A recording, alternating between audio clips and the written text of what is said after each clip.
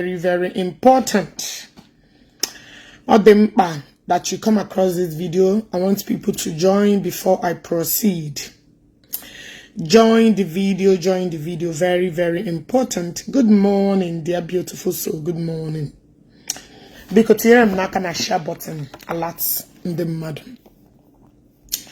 Before we proceed, Biko, I'm gonna know mana.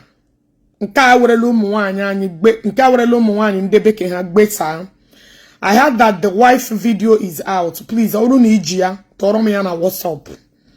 Those things are them to keep, to use it and teach other people lesson. What I go? You need you. If you know you have it, please do me a favor. To saya. Onyo shoguri henkiri ane kiri ha. There is no problem. So if you have it, please pass it around. J-pipe, wear belly face. J-pipe, wear belly face. I just they look you, they laugh. J-pipe, wear belly face. Iga gwami ihe. Ijiri gwam Ifeanyi Ubah. Bogi or we boya to nana ya favor. Ya should get mohuru. You must tell me, oh, because now you go come prove it to the world. The reason why, the reason why you don't want to call Ifeanyi Ubah, your last arrest. Now get boya, ya should get boya. Ni kempo hiri, no kempo huru adege. But your case is not even why I'm here today. I am here because of Mathias Ezeaku. Mathias Ezeaku. Yes, that's the reason why I'm here. So please, if you come across my video, I would like you to share it. Nnegi wa shawona. Nnegi wa kunana. Onye nne ya mụrụ na akuna ga ma akuna, because when you grew up, you start asking your mother, Cherry, P Garden. You will start asking your mother, Shia, where is my father? When I was in primary school or when I was in secondary school. So it's obvious that in Negi Monogi explained to you, but to locate your father is a problem.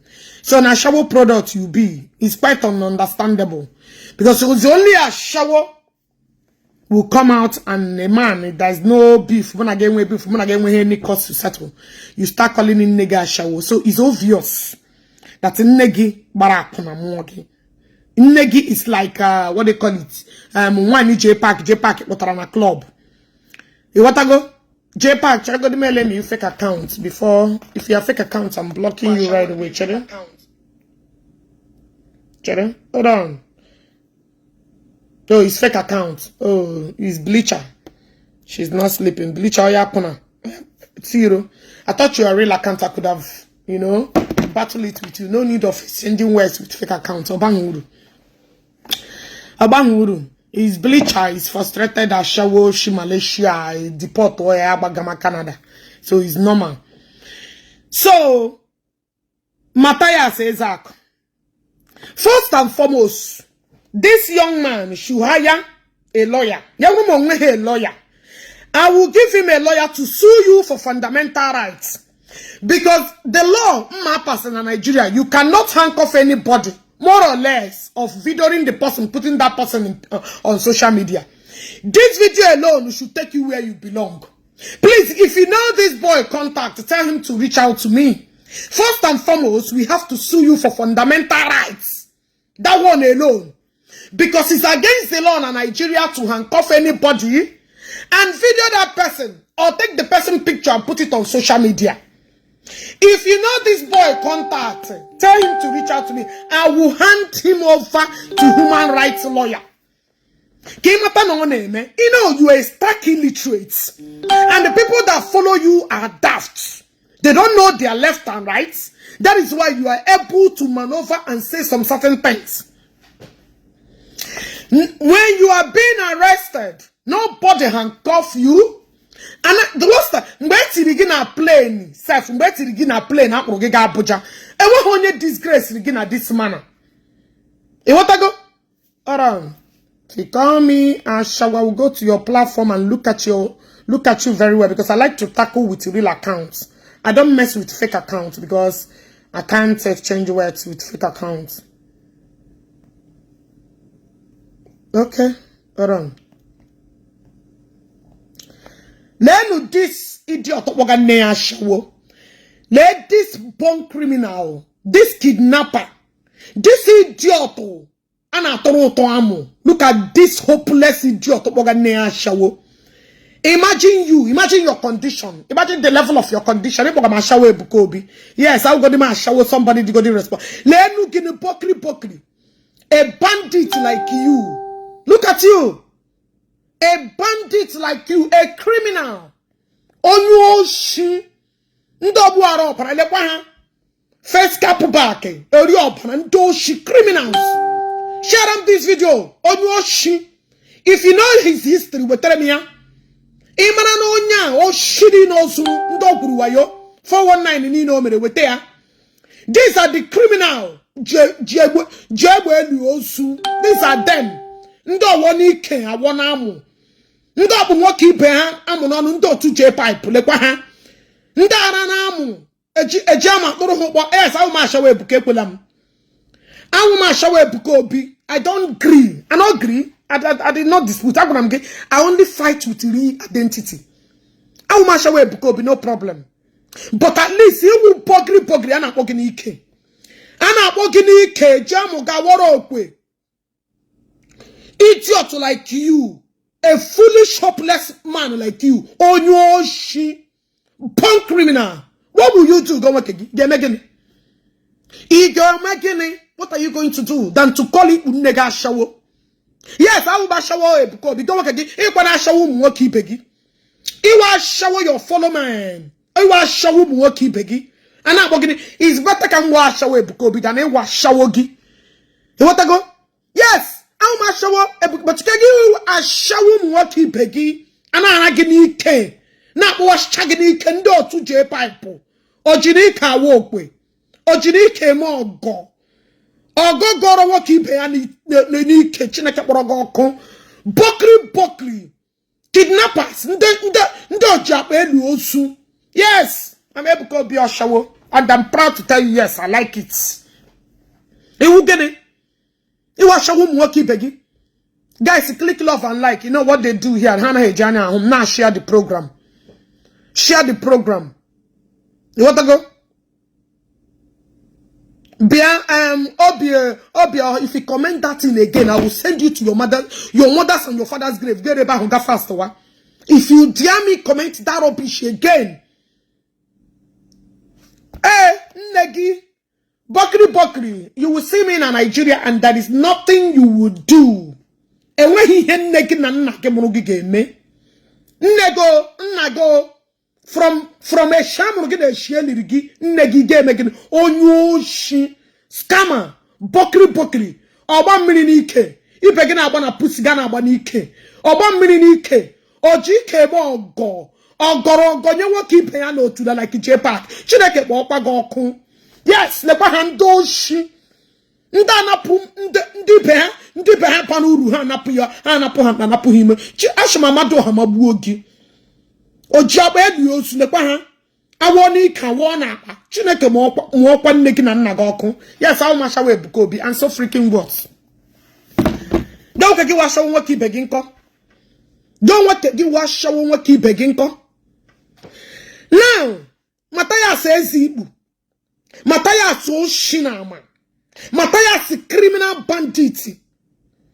Mathias that scammed Igbo krokoro eye. Christian na cover hanya. Mathias that decided to use and that ndo kane bugi wayo. Na scam mudia. Follow people. Na scam Igbo. But there is a video I want to play about Mathias before I proceed. Mathias, you was busy screaming. You was busy screaming technology. But you cannot open a place where our children will learn technology. You cannot open a place where the technology you have been screaming, technology, like China, but you are busy teaching our young youth. Mathias, Mathias, you was busy castigating Ndoka and I put better technology. In the China name technology. In the African name. But Mathias, you was busy teaching our young youth how to run Suwanala, how to Ghana Dibia, how to go for. Where is your own technology? How are you empowering the youth? If it's not the same pattern in a Berenando Kaneji, it's the same pattern you are teaching our youth. If it's not the same pattern, you are teaching our youth how to go and learn how to agree manala, learn how to use those surgery, and the same poverty rates, the same daft rates, our people cannot email. Mathias. Now, I want to play a video. I want to show you where Mathias is teaching our young youth to technology. Actually, Ishigi. I'm going to get unu brain unu let me see so I'm 5 or one girl. He has to make a way for them.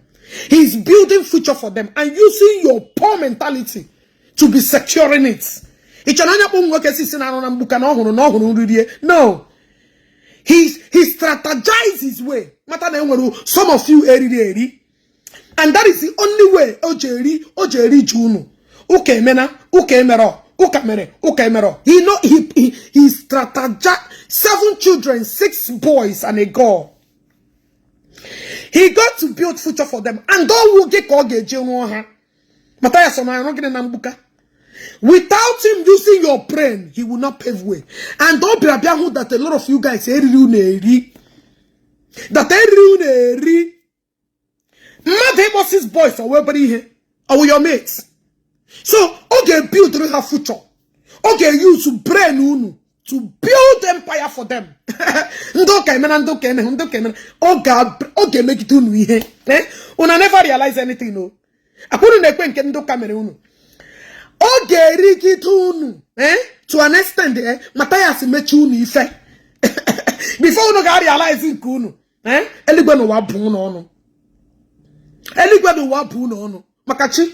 The guy is on your neck. Because all my name with a lot of people guys cannot even reason for themselves. You want to go? Okay, he's building empire for Mushin, 6 boys and a girl. But the main people on a build here is those 6 boys.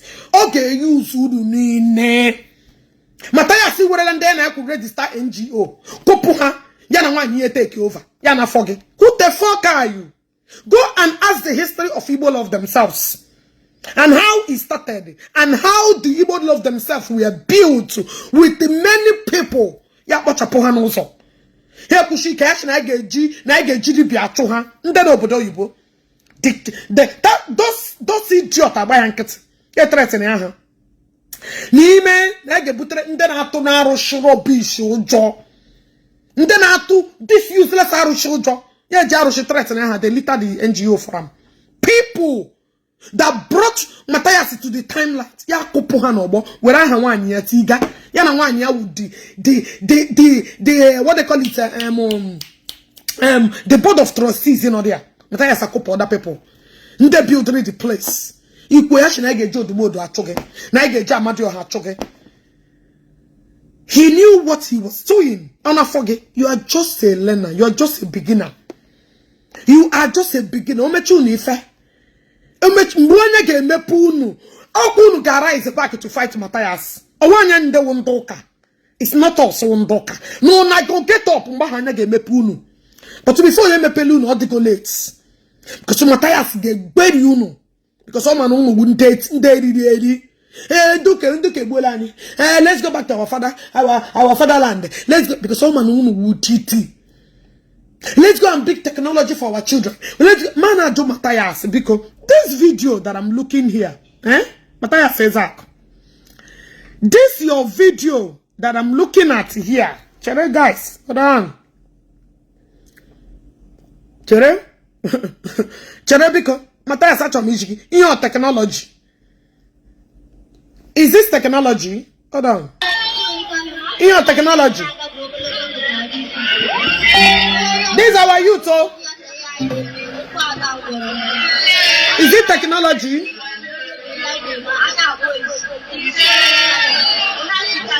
The what technology, but I have seen a boo bataranya.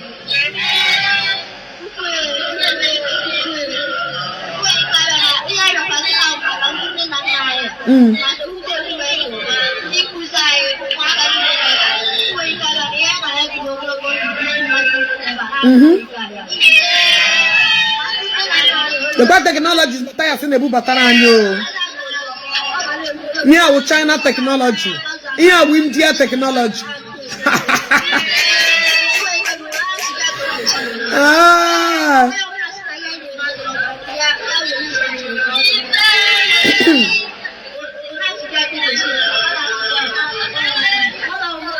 India technology. China technology. China. Lekwa technology. Mathias Ezeaku. Yes. All the technology. Mathias is teaching our children technology. Look at it, deceive. Mathias is teaching how to yeah, this is our technology. Share this video. Take back technology again. Yeah. Look at it. Kushinu machi on the menala.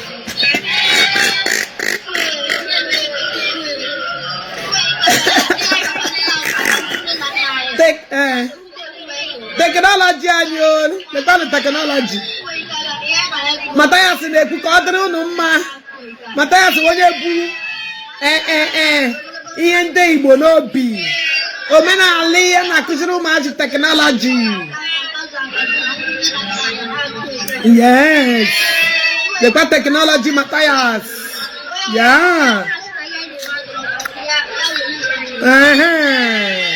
Our technology, Mathias, has come to stay. Mathias, technology. Mathias is doing good. This is our technology. This is what Ndoka could not do, and Mathias is doing it.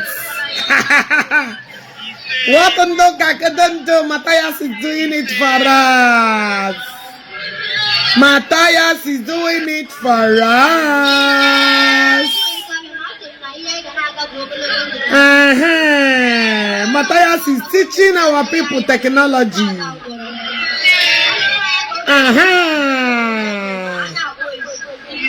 They are in school learning handwork, learning learning work technology. China. They are not in computer room.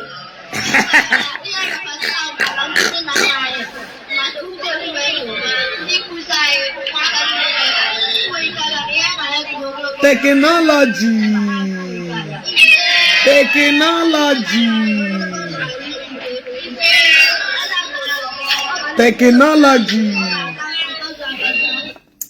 When I look at technology, Ndoka na ebutere anyị ihe ọbụla ga support our youths.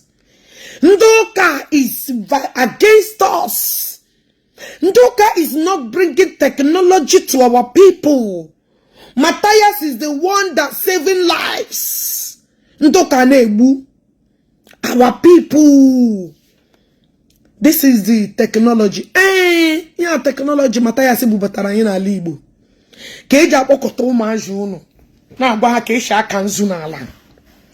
Ka eshi aka nzu. We are going back to our roots. Akanzu. And for another video that got me thinking. Now let me go to this video because I'm a touch in many places. I want to listen to this video. And for another video that got me thinking. Prophet. There's another video that got me thinking. Hold on.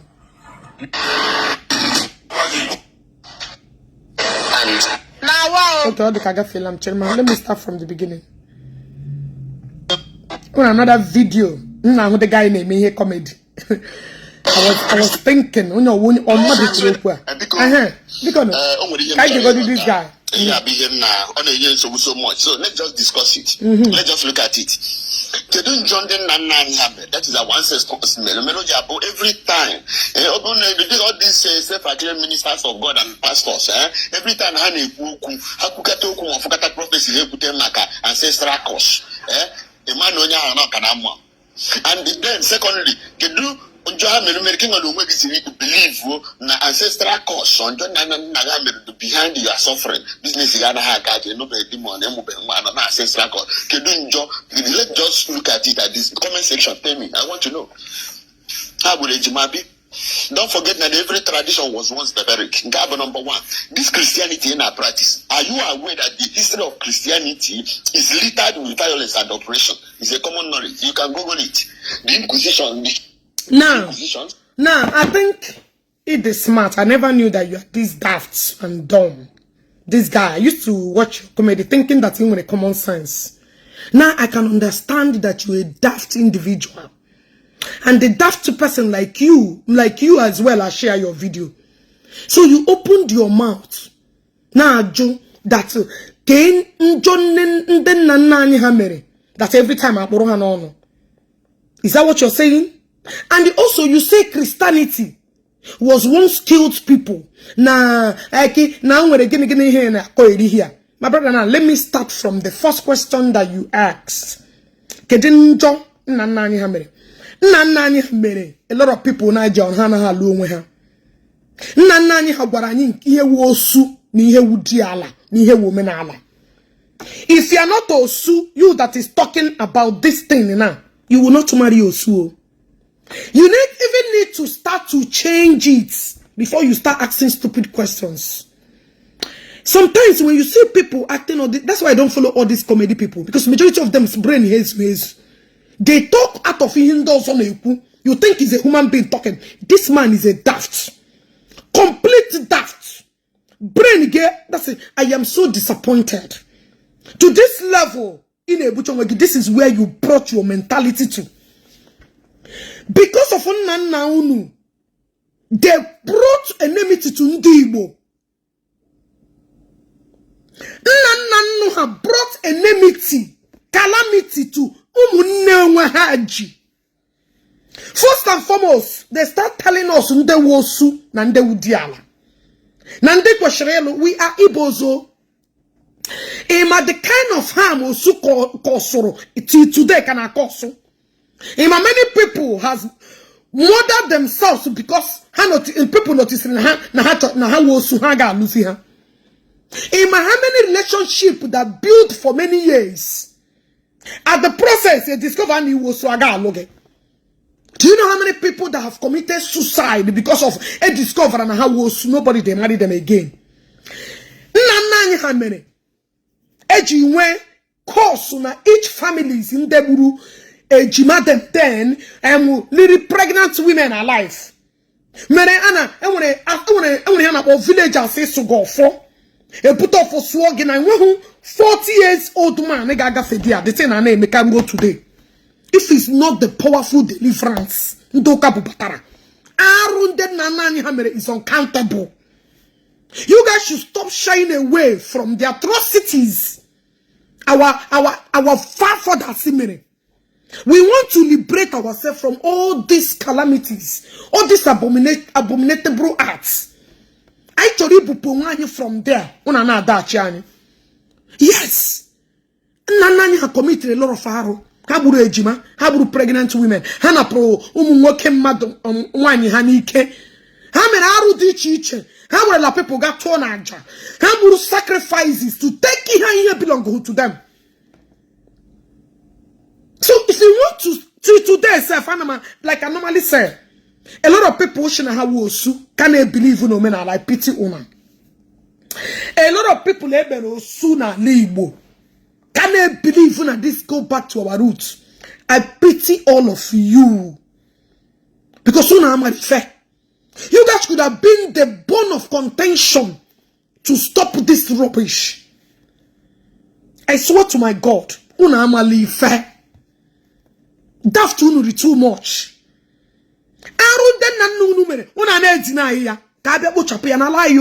People like us will always let you know that you guys committed a lot of atrocities. And you cannot commit here now.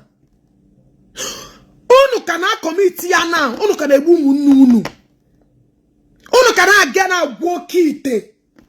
You can make that arrow because you guys want us to go back to that barbaric acts. So what are you saying? What are you fucking saying?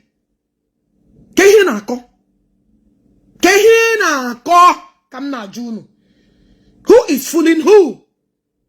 Who the fuck is fooling who? Nandokabu, yes. Ndokaburu madumbe hana saw their own rights. Even go to Israel. Israel will a lot of people to still have their stand. Ndoko kanebu madam, but ono kanebu madu today. Yes, Ndoka fought. Eburu madam. I'm not gonna dispute that. I'm gonna be here beto action. Before Christianity stand there, people sacrifice a lot of things. Mbalo kona Bible. Eburu Israelites. Israelite ebu ndeke. And when we but as time progress, we want to bring new meaning. But that we should start practicing those things that we left behind. You guys want us to start practicing it again? No, we won't, and we will not. I am disappointed that somebody like you opened the mouth to make this kind of video. Ikeboro. Oh, no, everywhere. Oh, will not continue this atrocity.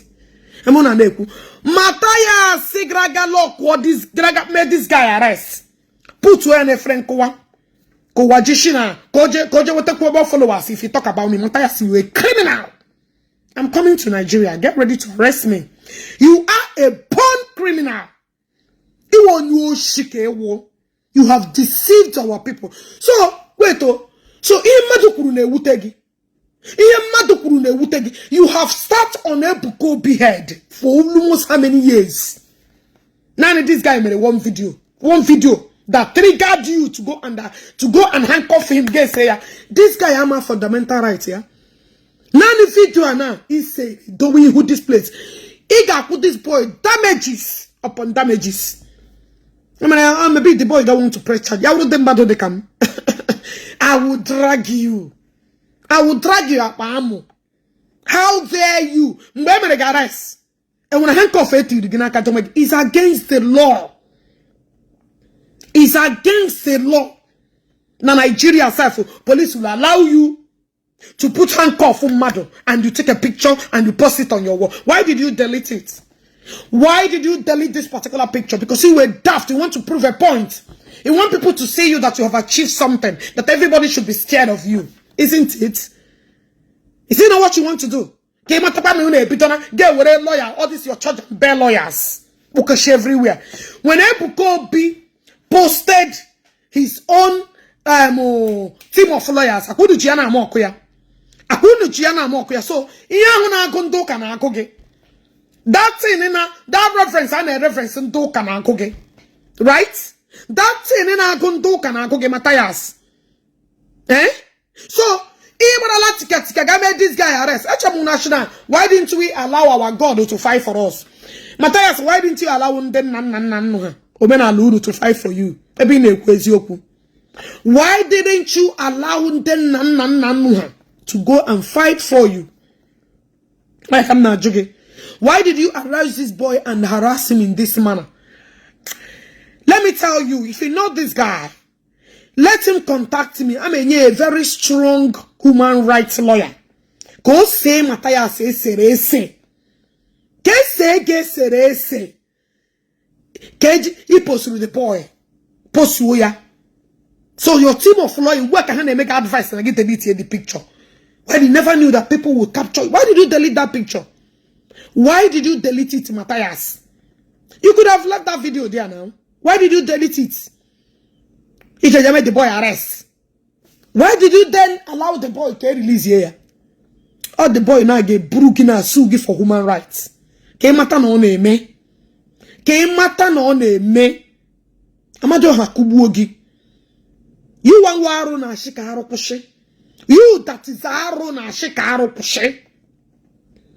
You that harassed a woman that was going by her way. You that stopped a woman and I harass ya. Na yashina Christianity. You that harassed a woman. And you that end up crying. You that end up crying to go and arrest a security guy who couldn't the lady. The harassment. The same measure now, each measure God has sogi. Now you started crying. Why are you crying? You've been harassing people. You've been harassing people on the way. Now tormenting people. Now ejilagi. The same measure you just people awelagi anaho.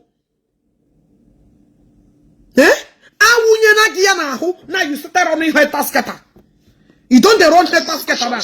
Across Europe and America, people were killed. Have you been to America and Europe? Have you lived here before? Have you been here before?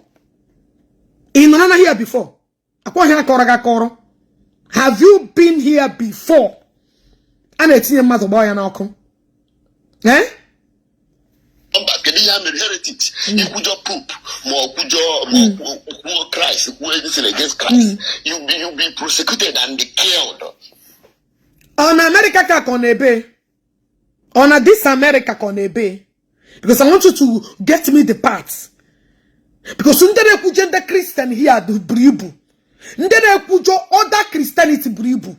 Samanu mu which country all? Or country anyawo. Freedom of speech. I want to understand. My brother. Who deceive all this tout. You guys should stop deceiving them. Who deceive Mathias have deceived a lot of people in the name of Now, Mathias, you are intimidating someone who spoke out of her own truth. Sorry, out of his own truth. You decided to go and arrest boy. Where handcuff money anaka. Onye mana this security guy because boya go contact yamu. Mathias say we hear trouble. Imani na cho trouble. Erugi na kaga na boss ge bido bewe. Na kwa no munne nne ka nchara ise eva heja adomo taa.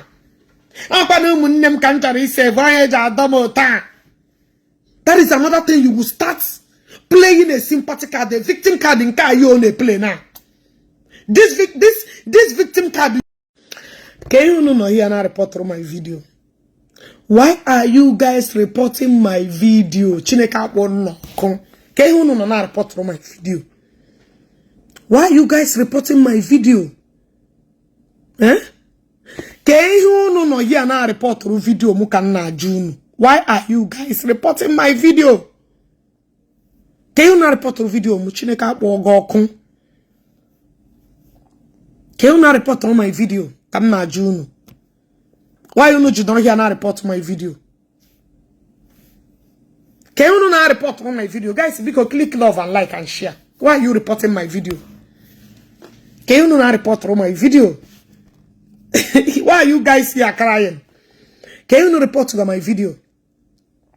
Mathias, you went and arrested this boy. When you were talking about Ebuka Obi, all manner of allegations. Now took it all manner of allegations. It took Ebuka Obi over 2 to 3 years to come for you.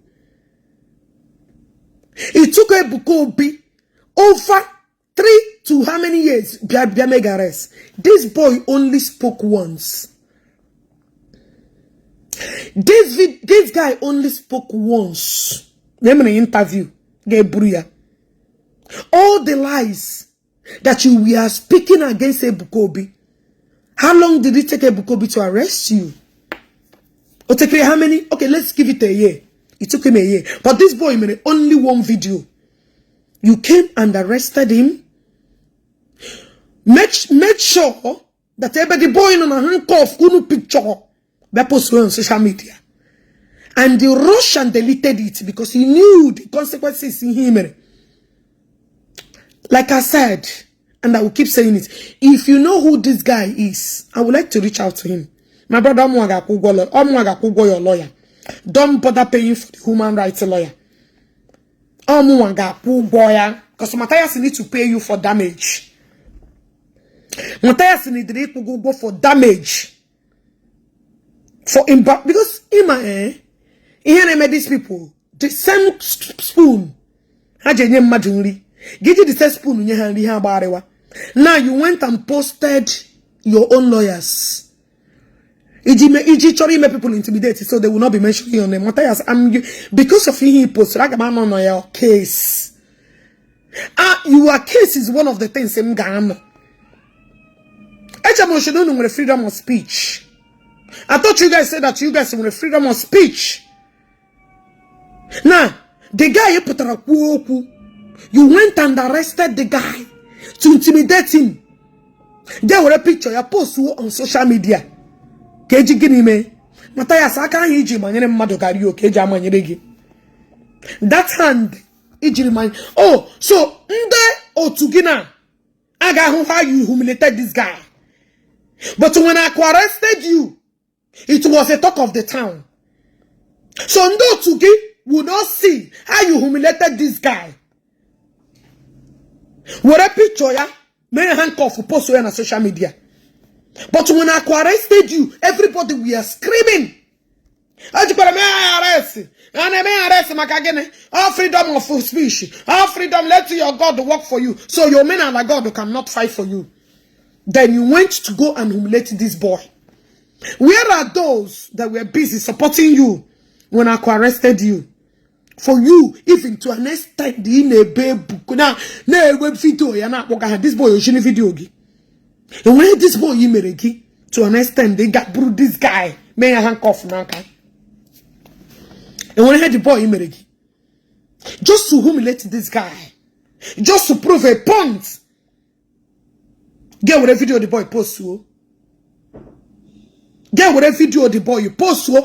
On what ground can I on what ground? On what ground you would like picture this guy post say a picture man not against the law? Or a man on name in Nigeria that you cannot handcuff anybody and post it and put it online. Or a man not against the law? Oh, you don't know, but why did you go and remove the picture? Here buko be many. Man kwagi oti hu kwagi handcuff o just so shege be akwa ihe ni na eboya. All these things you dey boya. Ndomenala. Igbo ni na apụta. Ihe jiri agba akụ Zion mgbaruo today. Ihe ji agba akụ Zion mgbaruo today. Even at the market of akụ. Una chiko na agba the guy na agba business ya mgba. Because of gini no mere Mathias arrest. Because of gini no mere Mathias arrest. Una chere chinye akụ. The boy put una connect dia with J pipe na ex-convict governor Onyoshi. Una connect dia with them. Chikono kwano. Waja join. All of you joined. Na baya wo. Nwata kire put manya una baya wo. Now, can we also join hands the same way and face Mathias for humiliating this security guy? Can we now gather and fight everything Mathias is doing at the same rate? Unuji fight here at Zion. Anamajunu. Can we also now gather the same way? Unuji gather in the name of Zion Mathias arrest. Una ga contact every content creators. Can we also do the same to Mathias? Or Mathias in common or the okay?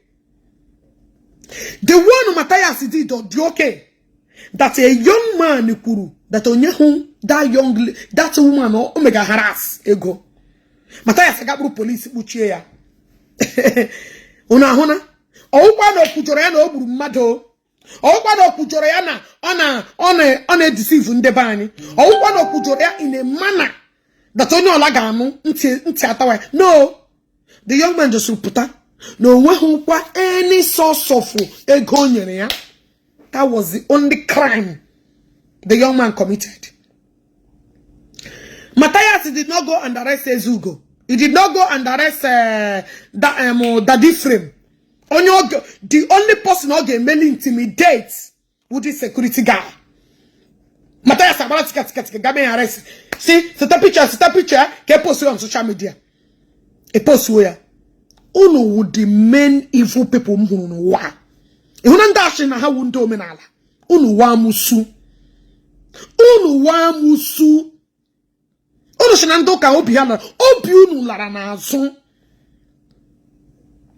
Amusu nkunu enwe great kunu anu hote no wa. Unu we jiba amusu. Now that you have videoed this guy now, humiliate here, post it on social media. What will be your own crime? Kega wunkegi. Akwi sele picture. Akwi humiliate here. Now kezi nkega wu your own crime. Ana majoge. Kezi nkega wu your own crime. Mathias Ezeaku. Akwa hii na putaneti. Na ebuela go. Na tala go. Natala gide ebuola go. Nechukwa mega reso. Nde ozwunu na puta ndabe pre Facebook because of Akozayo. Neti Akozayo nechukwa me arese. Na ego agage bi ebu. Aga ata ya ata. Gbogbo. Biko kwa Simon Ekpa. Simon Ekpa. I know you always talk about KJ Megumu Biafra arrest. Please. Are you seeing this one too? Because I heard that you supported Mathias then. Simon Babiko, he like Riha. Mathias in a Igbo. Are you giving 24 hours for Mathias to go and apologize to this boy or not? I just want to know.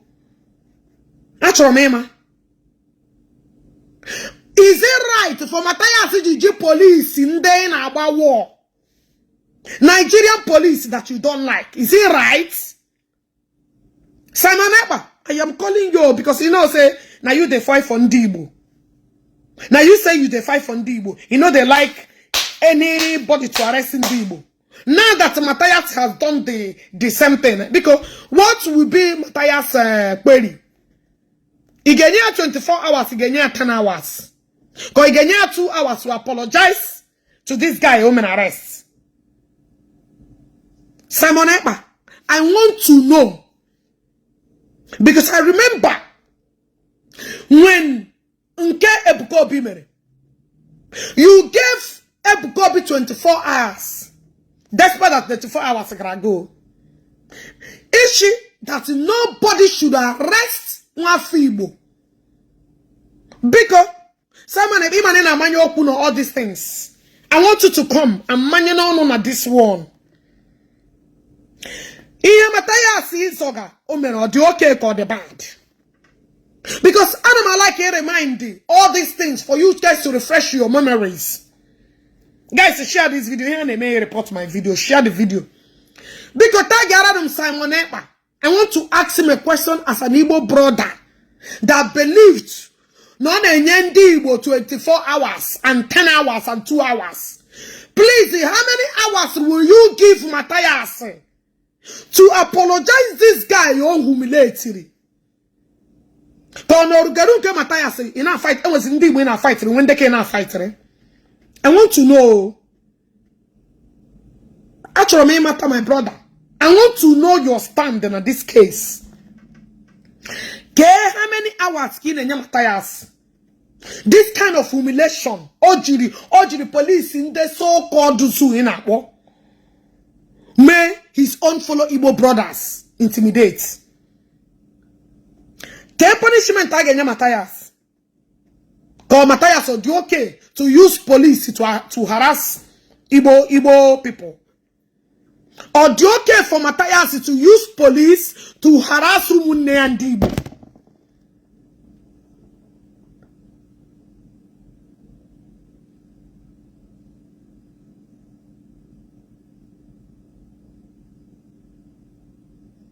Mark Ibe korogero bi shishinga fo ana koiri.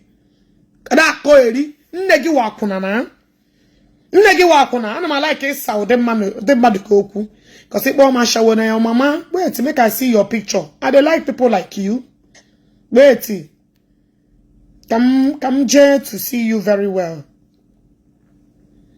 you might like somebody like wait because you have a fake account and I'm a block when you fake account in me. As your mama take born you as a shower, as a criminal you are, as a bandit you as a negi jiri muogiga wuru bandit wuru boko haram ashima amado hakubuogi ashimo amado nnemurugi chineke ashawo nega ahụ ngashim ya ogo ashima ashawo negi murugi. Look at your defending. EJ, look at all so useless man and all the patients. Look at an idiot, a hopeless idiot like you. At claim dirty doctor. Look at your environment. Ashima Mado Hamabugi.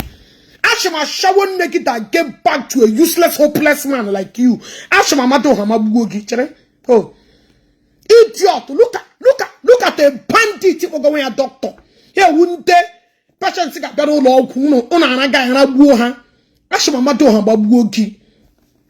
Nege muchaga more shower like you, a hopeless idiot. Ime kwa who are bandit in a bushi chande, ndebekane, amado hamabukwegi. Idiot, hopeless idiot, mama, at claim bushman, at claim kidnapper, chineke okwago kun. Ashawon nega homunoke, ashim tonda babuki mabuon negi. In a bit my shower, negin ko jere morgue. Look at a claim doctor na bawanya shower. Look at a hopeless bandit in a shower. Look at an idiot in a shower. Look at you. Doctor to loom wine. Doctor to loom wine in a beer portion. Ghana and Nabuya. Tonda Mabukwegi. Tonda Mabukwe Hemunukin. Tonda Mabukwa shower nigga that get back to you. Look at the doctor. Name upon up on matter shower. Who made you a claim doctor? A dirty idiot. In on gag, when you're a brother, pressure, get on walk again. Amado Hamabukwegi. Amado Hamabukwe, a shower nigga that get back to you. Tonda Mabukwe negi. That a shower moon negi. Yeah. A shower bukwegi bu negi. Hopeless things every time in on social media now about war. Nina na social media now about war. At claim untio to usu. Ashama mado hamabukwegi. Usu. Useless fool. Look at you. Look what? Bush meat in the doctor. Bush meat. Ina bia nya stethoscope n'olu. Ina bia nya stethoscope na ka balagalage. Usu nne gi dokwa. Nne gi mukwara gi ikwo jiri gba shawo muo gi pa akwa. Tonda mabukwe gi. Ina bia kpoma sha. Look at you. A shower that useless mother of yours that get back to a hopeless thing like you. Tonda mabukwe negi mabuogi for even open na opu ya no wan yima muoge. Ashima mato ha mabuo negi. Idiots, you guys were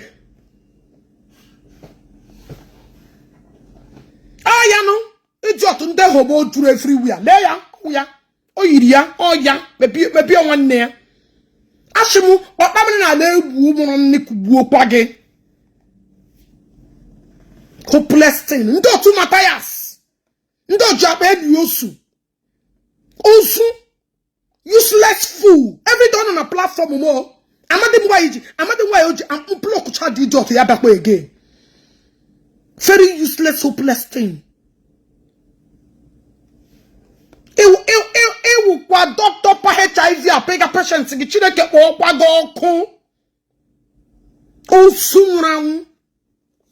Idiot. Lenu date your himene. Look at dirty environment. You to Mathias in the hospital. Everywhere very dirty and unkept. Amado Hambabukwegi. Tonda Babukwegi. Idiots. I didn't do anything, no. I did not do anything, no. I was on my own. This woman started insulting me, oh. That is very lying, manipulated son of bitches.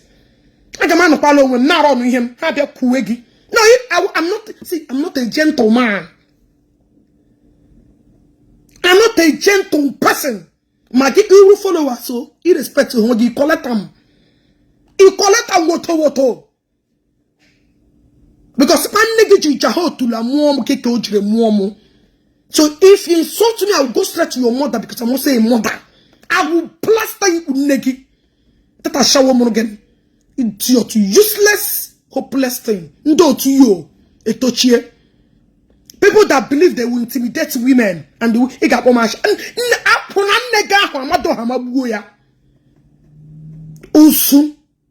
In a short no get pagod. Try it and mention come here. I will give it to that hopeless thing.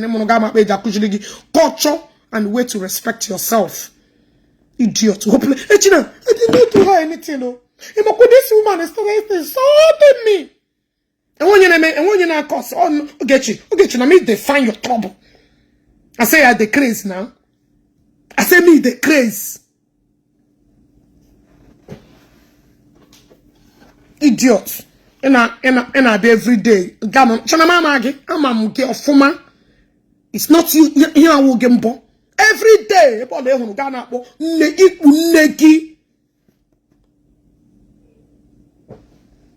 Now let me go back to what I was saying before.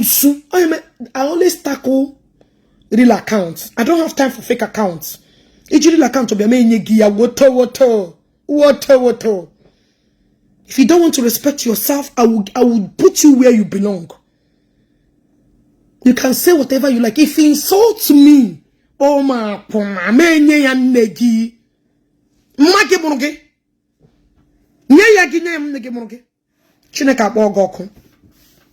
Now, Mathias Biko, like I was saying, Simon Ekpa, my brother. Biko, which punishment can I get Mathias? Which punishment can I get Mathias for arresting this Igbo guy? By use of authority in the Nigerian National Lazy Authority and people arrest. What are we going to do? What are we going to do? What will be Mathias' punishment? Or Mathias' own will go like that? Can we end that like Ibe? I just want to understand. What you mean, matter? I shall solve this problem.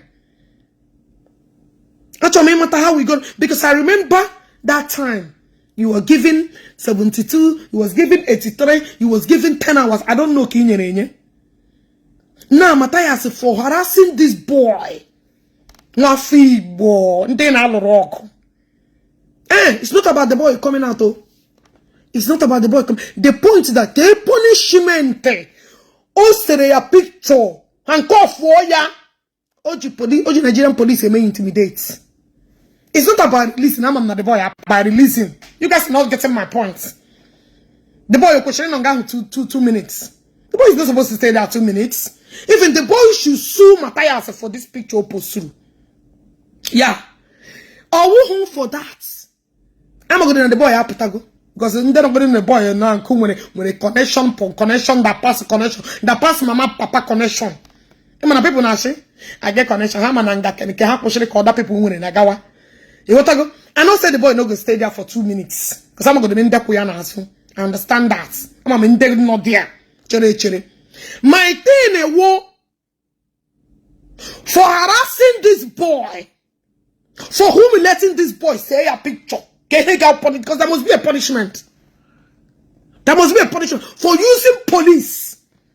Police, someone you question the police. A mummy baras. You question the police. For God in will handcuff it in Yanaka. That is what I'm saying. Kehega will punishment Mathias Ezeaku. If the ancestors on a could not fight for Mathias, why using Nigerian police? The same Western Ojorundoka, I'm Nigerian. Oh, him Nigerian.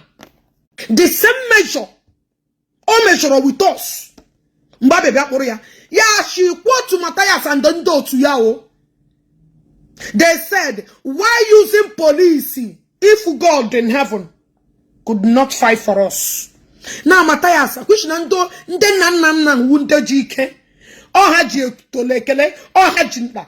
Why didn't you depend on your daddy, your grandfathers?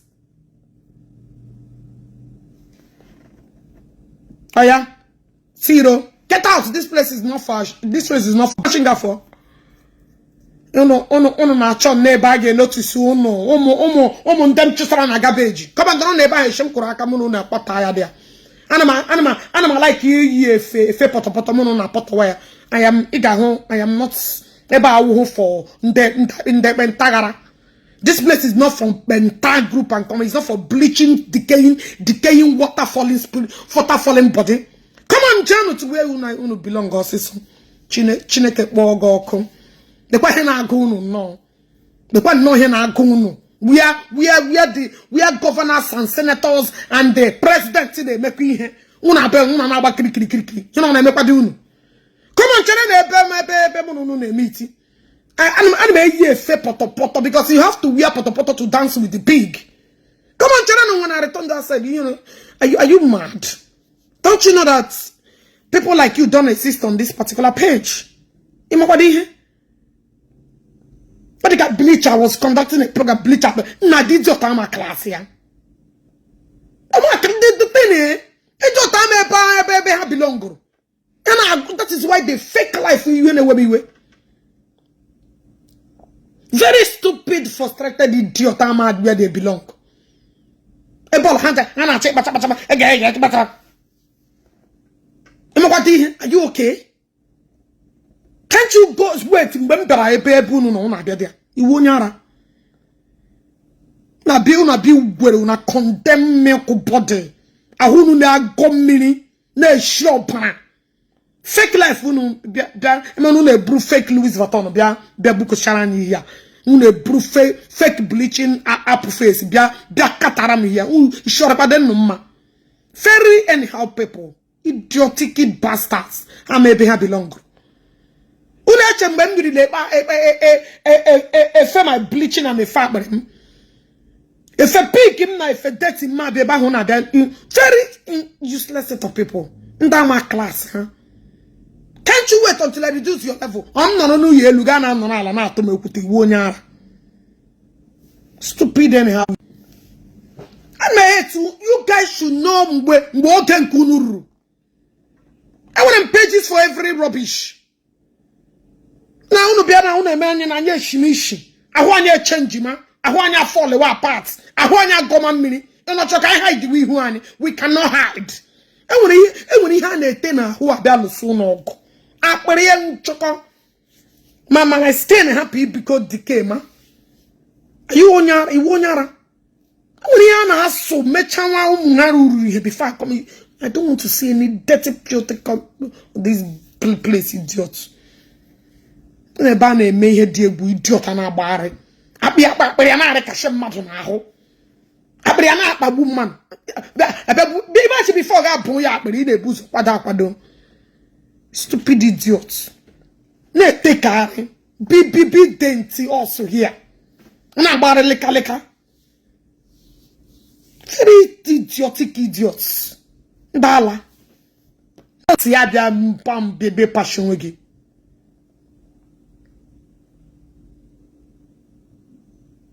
And you see here, Lord, are you not stupid?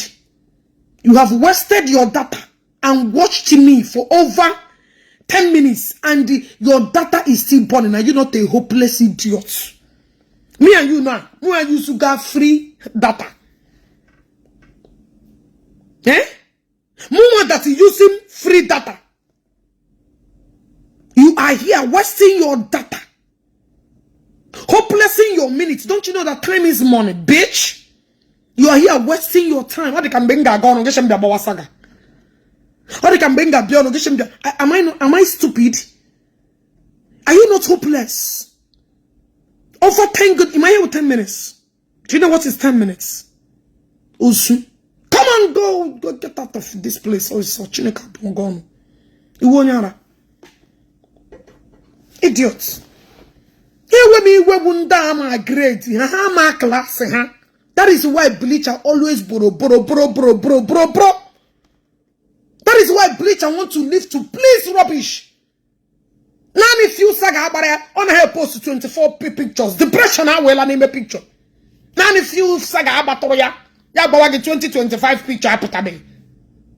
Na I'll be able to hear I just will meta to give me one. Yeah, see me picture, see me brief, see me go. Everyone is shaking. You believe the I gonna wela gia wela. Nani few days in the talk. Nani, see me, I'm beautiful, I'm great, I'm beautiful. Look at me, I'm beautiful.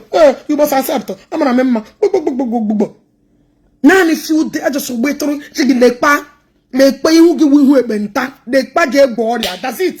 Everywhere to depression are be overnight. And it's man one about. Are you okay? Are you okay? Huh? You begin to spend $2,000, $3,000. So originally so come. Give a get just buy one, buy two free na AliExpress. That able to pretend deceive window okay. Can't you live something better? And actually live better life. John wanna negoyo. Una be kola ya be happy Mathias na but when me be tune. When I'm doing something inte water nda na he koto mo wan nda na he and with a different case with different level. Or we who na lawyer get that a higher son is a different amount. A higher and the charge and bend they call a man. A higher is like 100,000 or 200,000. When you want to hire a son from 10 million, 15 million Ghana, or who name with a different eba wo son with this page. Can no charge and bear. But children mamma do about man ne puma. We are not charge and bear department here.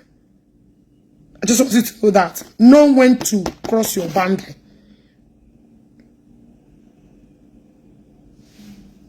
Ania, cheap leggings and as about get one. No. I am the share of my picture anywhere. Cheap leggings, cheap trouser, cheap AliExpress wear, cheap and cheap imo. And I know now who case in the kind of take. Case all I put in a page are very powerful. All page international, worldwide. And I put a case anyhow. I just want you to know that. I want to put a case on Zunu Shoko on a village. This I bring up here. On your Shoko on a village.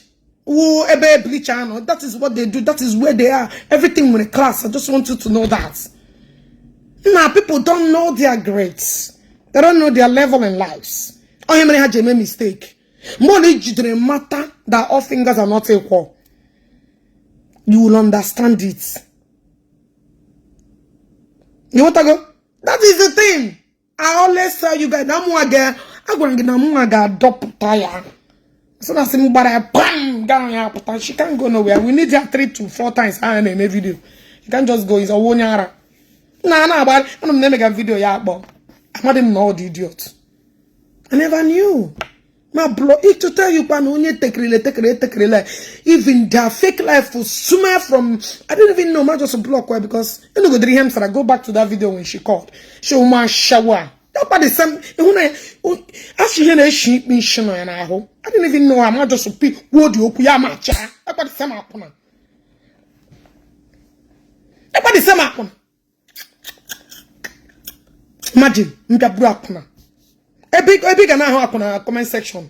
Comment section, I all belong. Post here like this, and when on that like this, a post. Studio will actually a post where there. Gana people who know, how people who or you bring a jocha. Not John agent or here. To tell people the truth. You, I'm about the name of carriers. Deleting me or deleting me. Happen Onyaho, more no my brain, ma, no kept Urana. 1 year, 1 and I'm thinking 1 year. A man no kataya one, and I caram. One instead of young one and I'm Tobaho. He's sick. Mamma Shirana walk about 1 year, I know, don't you know that something is wrong? Mbe man is Tula. happy one. Sorry, ya happy one na nke ya. Can't you see that's a problem? Mgbe nwa nwoke no para otula pa nwanyị. Nwanyị na jakare ya ime otula. Can't you see that is a problem? So when you say many things, you know when I say something is wrong, is wrong. Mamali le chanazag di owu homa. Wrote you yesterday on WhatsApp. I didn't see it. Anememe. Nwoke nwanyị na nwuzi ara di ya. Di ya kwa na subra. Can't you see that is a problem? Something is not normal. When hormone ana actually na mgbe period na apụta everywhere. Ya na period na apụta nwoke ya na agazi ya na brain. That's why I told you he's not a woman. I don't belittle my person. You can see. Imagine video on my platform catching a delete me. Because ndana na di unu or na nwe ya na ko ya na unu. When a woman starts sucking there is a problem. But you know, get out of that bed, get confused more Can't you see that something is definitely wrong? I don't know why you guys keep misplacing priority. I told you, don't misplace priority. You thought I'm lying. Okay, no. You're not position on a baby. 1 year to show a baby on one. You're not woya. One and I want you on me game and walk on. One and I want you to John walk do you. Can't you see there is something wrong? Yeah, one but I share the pregnant one area. Woo, and you think it's okay? No, it's not. No, I don't push it or part of it. All the maintain a question of shadow push it. Those parts with the foundation of Aroga question. Ya urukwa situation gariba batama kwose enyamaka. Baraga wazayon daddy mu na-ekpepu ya na ekpere. Daddy mu na-ekpepu ya, the only handsome man that prays that's the only true man of God. On ekpepu ya na ekpere. We cannot continue in such madness. I'm telling you guys the truth.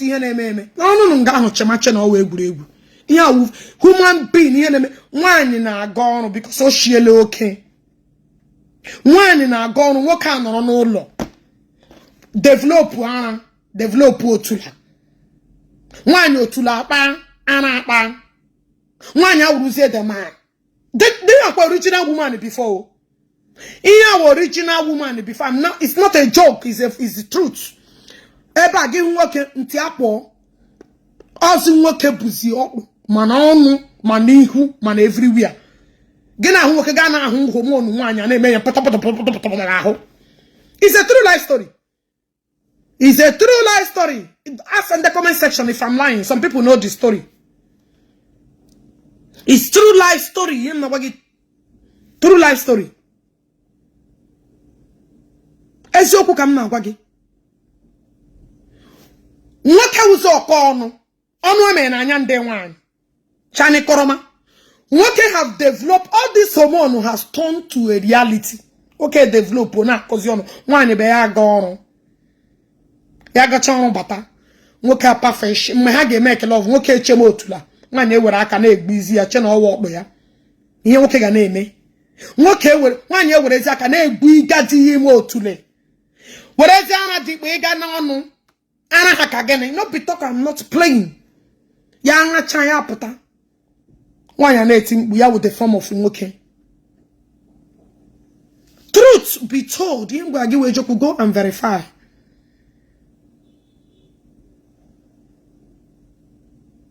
It's a true life story. I am not capping. I did not make up stories. I want to put we want to try initiate yana.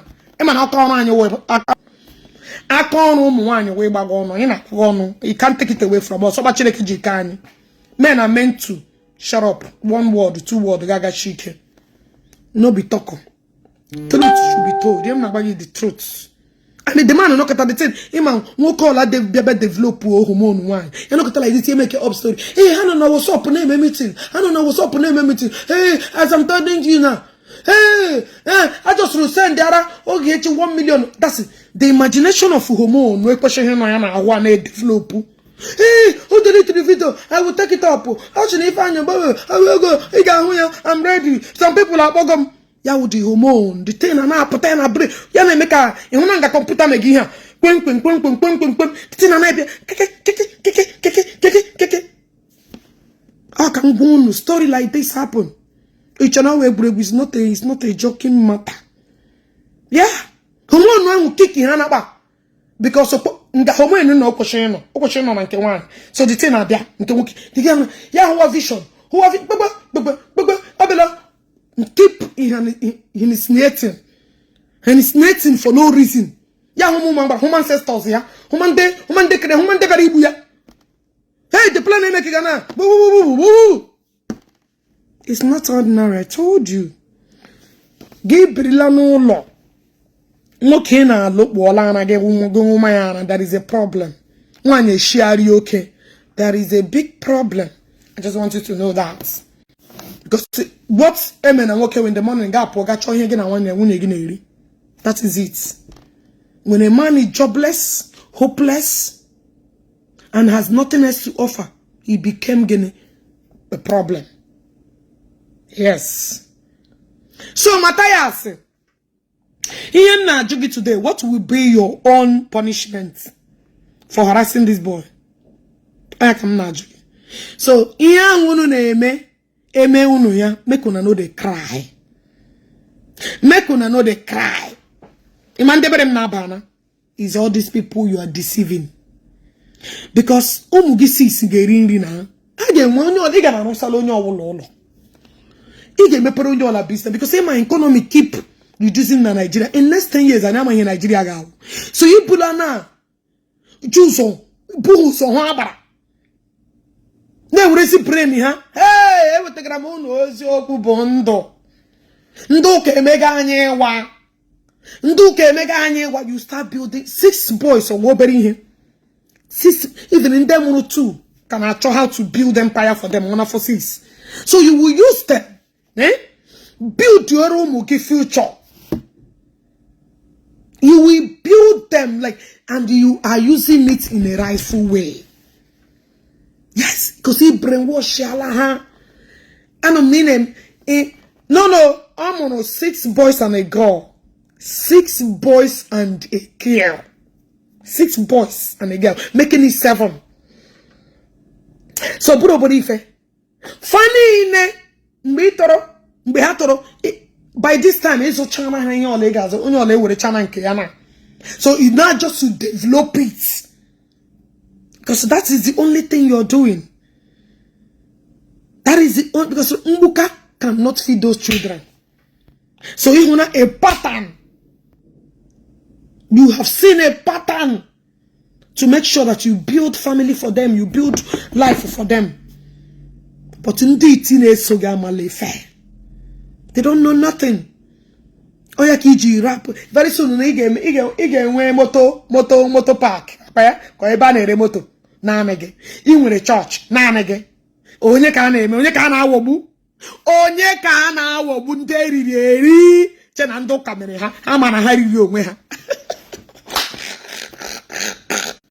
Nderi chena ndo kariri ha. Ama na hariri themselves. Mathias Ezeaku hospital. If you're a Christian, better go get the area. Get Brioria Gela. Oh, Mathias. I got me also, don't worry. Okay, build. And when one son, well, the cause of when or them to cause when a real estate on him every. Oh, this man, he met you here. This man, he met town. Ngunu carry realize him bagunu today. Ima, every wash, alunu to understand there.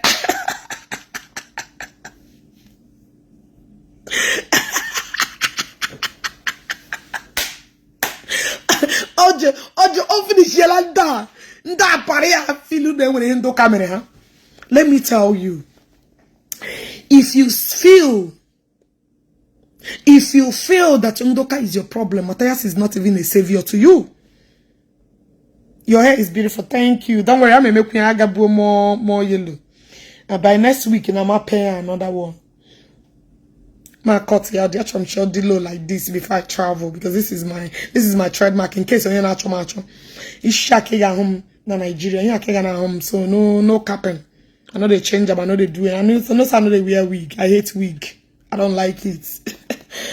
From there, I yeah, my trading geji amaram jinkang anam. So Mathias is building empire for Moyan. And dog game up on get Billy Loyog. What do you think about saying? I get a loon match. It's coming.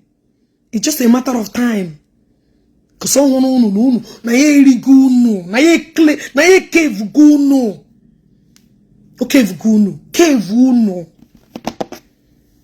So now who's Ndoka problem? If Ndoka become your problem, stay away from Ndoka, stay away from Mathias. Mathias cannot say, Mathias is only building empire for family care. And Sonny Bobo, if you comment rubbish in my block again, this place is not a place. Yeah, wait for me, Oscar one. Wait for me, Anamadia. Wait for me, Tereshi me Kanamadia. Am I lying? I'm lying then Lagos. Chereshi mi kanama bia Lagos. Cherem from now to December 30th. I got home na Lagos airport. We don't know every day got put on Lagos airport to make him. So you know be say you're waiting. And then I get the facts. We don't know. From now till December 30th, every morning got put on you will see me one day. No be cap.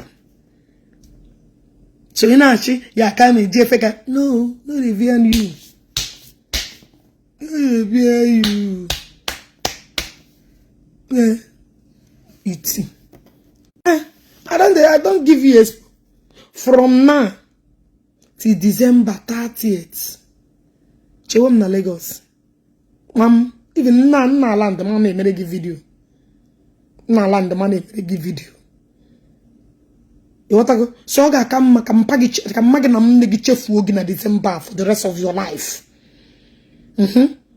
Una come match okay. So somebody who call sacrifice Allah for others. Who the like sacrifice for many of you. Yeah, all the best thing. That sacrifice yagi. You want to go? At least you have lived this life enough. Mozureba. Can you get better and anudo? Let me help along. Let's what they got.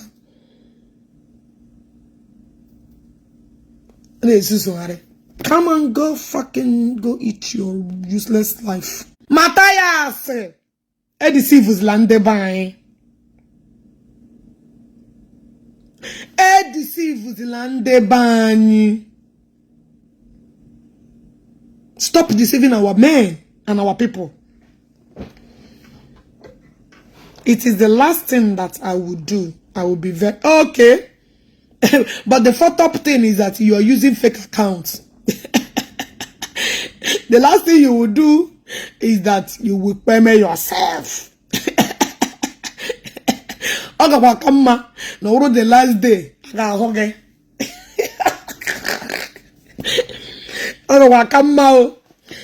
last day. But the question is, you can't even show your face. You are very hopeless and useless. So talking to you in this place, can block Ogechi your real account to be. No need of replying to an idiot like you. As I come to Nigeria and I hand to go touch you, let me have account. Come on, to reform you. Majority of you guys are useless. Udela no na Nigeria, piaga you no. In fact, me meziru na ebere save you no. Ozimu wa meziru na ebere. Udela no Nigeria, piaga you no. Yeah, we know. Udela come back. Udela no Nigeria na so no pako. So me biasi me ru na ebere na poto no na kon. Idiots like you see have mouth to talk. And then obodo Igbo anoho Nigeria.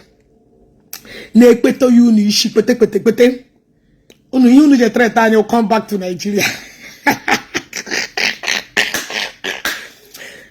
But in Nigeria na enyu unu ya gbag boza. Una no fit do anything. And then obodo Igbo. The first threat when they give us is come back to Nigeria. I'm a come back to Nigeria.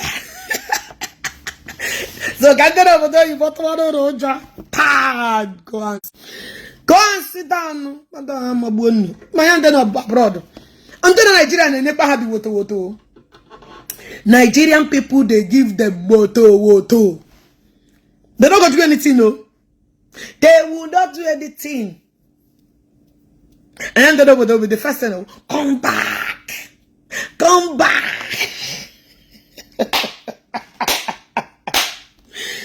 I remember your food cannot come back to Nigeria. You will never. I go there, but I'll choose Nigeria can mini. I go there,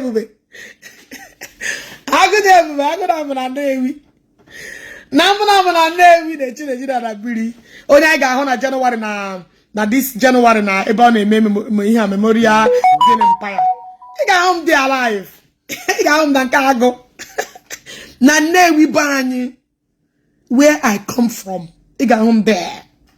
January, what January gene ka go na-eme di ihe ahụ. Chemele go di ya because I send me here the other day. Chemele ya. O show everybody biama. Na ya do. Na ya I go say, make una come. Say, no, do. Chemele, I go now. Come legodi invitation ya the day. So, for all of you, I will be there alive. Chemele ya, o send the other day.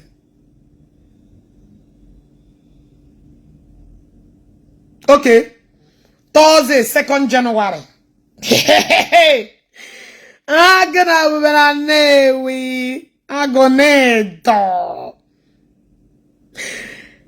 Afternoon and night, all my friends, well wishers and Ago families nationwide, please accept this IV as my personal invitation to you. January 2nd, right? I got home there. Ago don. I get an anke, I be one ankin. I get an ankago, if they be one of my own. I get me in Nigeria. Oh no, don doko. Okay, they were phone on tomato. The easiest place and the menu address. You want to go? Confused. January 2nd. I don't know cargo. I make China plan what I am waiting here.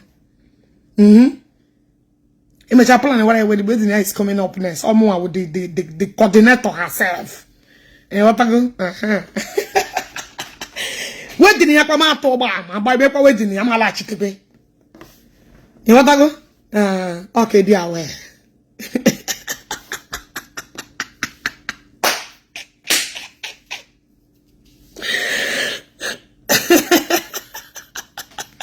So, you to hide. I got home Calicia that day. And I'm no more. I got home Calicia that day. And I'm no, but everywhere I go red. The fake accounts. Can block the idiots. Oh yeah, the real account. I got mono fake accounts. You guys are not welcome there. You want to go? I go there, bube na newi. Auto. So don't worry. Second, that day ke invitation. Bananoma. Invitation. Bananoma. So on that note, until you block him, I have blocked him. I block him. On that note, Kanga Padom. I have a work to catch up with. See you. I saw Ago in Asaba Airport the last 5 months. Yeah. So I'll see you guys. He's using fake accounts. Only 6. I'm now. Not them. I'm there. See you guys. Love you. Remain loved. Mathias. Benko is life.